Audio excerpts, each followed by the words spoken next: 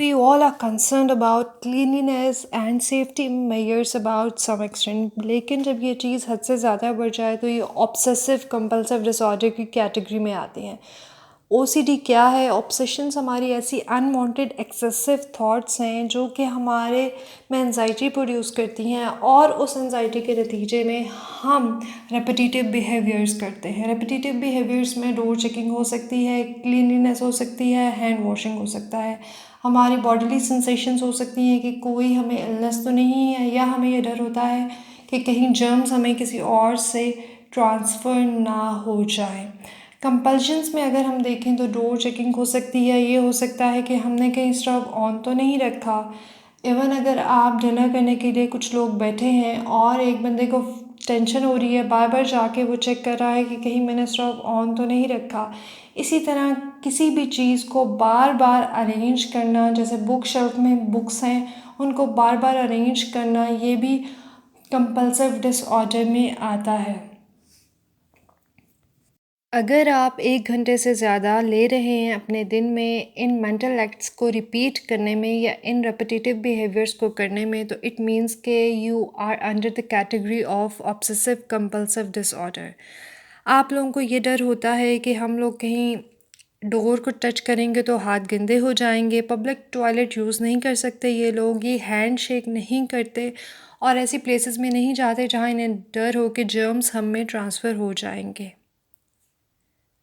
Types की बात करें तो सबसे पहले जो वो है कंसर्न विद चेकिंग, डोर को बार बार चेक करना, कहीं हमने ओपन तो नहीं रख लिया, अलार्म लगाना कि बार बार उसको देखना अलार्म लगाया है, हाउस लाइट्स को कंसर्न होना कि हाउस लाइट हमने ऑन या ऑफ़ की हैं, बार बार ईमेल्स को चेक करना कि रिसिपिएंट तक रिसीव हुई है या नहीं हुई, अपनी बॉडी को चेक करना कि कोई इसमें इलनेस तो नहीं है।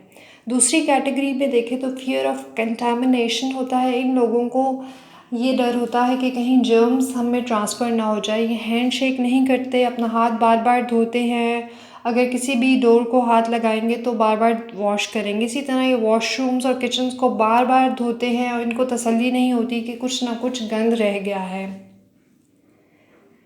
ऐसी जगहों में जाने से अवॉइड करते हैं जहाँ इन्हें ये डर हो कि बहुत ज़्यादा क्राउड है और जर्म्स इनमें ट्रांसफ़र हो सकते हैं। इंट्रूसिव थॉट्स ऐसी थॉट्स होती हैं जो कि अनवांटेड हैं और ये इंसान इससे छुटकारा हासिल करना उसके लिए बहुत मुश्किल है। ये थॉट जैसे कि मेरा पार्टनर जो है वो मेरे साथ सिंसियर नहीं है, ऐसी थॉट आना, वायलेंस की थॉट्स आना, सुसाइड्स की थॉट आना और इसी तरह की थॉट उसके माइंड में चलती रहती हैं जिससे उसके लिए निकलना मुमकिन नहीं होता और वो अपनी लाइफ का बहुत सा पार्ट इसमें वेस्ट कर देता है, या दिन में 1 से 2 घंटे। DSM-5 के मुताबिक इसमें आप ओसीडी की कैटेगरी में आते हैं। और सिमेट्री ऑर्डिनेंस में ये होता है कि वो अपनी एक ही थिंग्स को बार बार अरेंज करता है स्पेसिफिक वे में। जैसे लाइब्रेरी में बुक शेल्फ में चीज़ें पड़ी हुई हैं तो उनको बार बार अरेंज करना, हालांकि वो अपनी पोजीशन में ठीक से पड़ी हुई हैं। इसी तरह बार बार चीज़ों को काउंट करना, मेक श्योर करना कि क्या ये मैंने ठीक काउंट की है या नहीं की। होर्डिंग डिसऑर्डर में किसी एक चीज़ को लेके बहुत ज़्यादा पॉसेसिव होना, उन चीज़ों को जमा करना जो कि अनइम्पॉर्टेंट है, जैसे कि बॉटल्स हो सकती हैं, कॉइन्स हो सकते हैं, स्टैम्प्स हो सकते हैं, और उन चीज़ों को जमा करके एक अजीब से ऑर्डर में पेश कर लेना। अगर हम इनकी कॉजेज़ की बात करें तो सबसे पहले जो कॉज़ है वो बायोलॉजिकल कॉज़ है।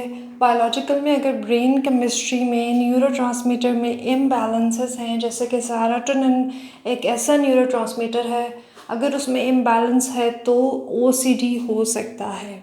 जेनेटिक्स में मोनोजाइगोटिक ट्विंस हो, एक जाइगोट जैसे कि एक जाइगोट से बने हो तो भी ओसीडी हो सकता है। एनवायरमेंटल फैक्टर्स में कोविड के दौरान बहुत से लोगों को ओसीडी हो गया था बिकॉज़ वो ये बार बार अपने हैंड वॉश करते थे और इसी तरह के डोर को बार बार वॉश करना। ट्रीटमेंट में अगर हम देखा जाए, कॉग्निटिव बिहेवियर थेरेपी बहुत इंपॉर्टेंट रोल प्ले करती है। सीबीटी क्या है कि आपकी जो थिंकिंग है उसको चेंज किया जाता है, चैलेंज किया जाता है, और उसके साथ साथ जब आप फील करते हो तो आपका बिहेवियर भी चेंज होगा।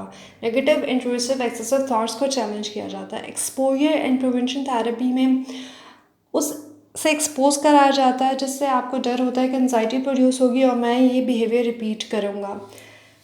अब वो जब आप उसको एक्सपोज़ कराएँगे, साइकोलॉजिस्ट उस पेशेंट को एक्सपोज़ कराएगा, तो with the passage of time उसकी एक हैबिचुएशन डेवलप हो जाएगी कि मैंने ये काम रिपीट नहीं करना, और वो उस काम की जगह कुछ और सोचता है, कुछ और लिख लेता है, अपनी थॉट्स को चैलेंज करता है, और ओवर टाइम इस हैबिचुएशन के साथ-साथ पॉसिबल हो जाता है कि पेशेंट इस ओसीडी से निकल आए।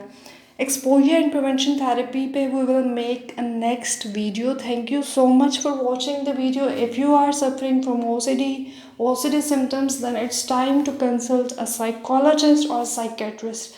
Medications के थ्रू भी and psychotherapy के थ्रू भी इसका इलाज मुमकिन है. Thank you so much for watching the video.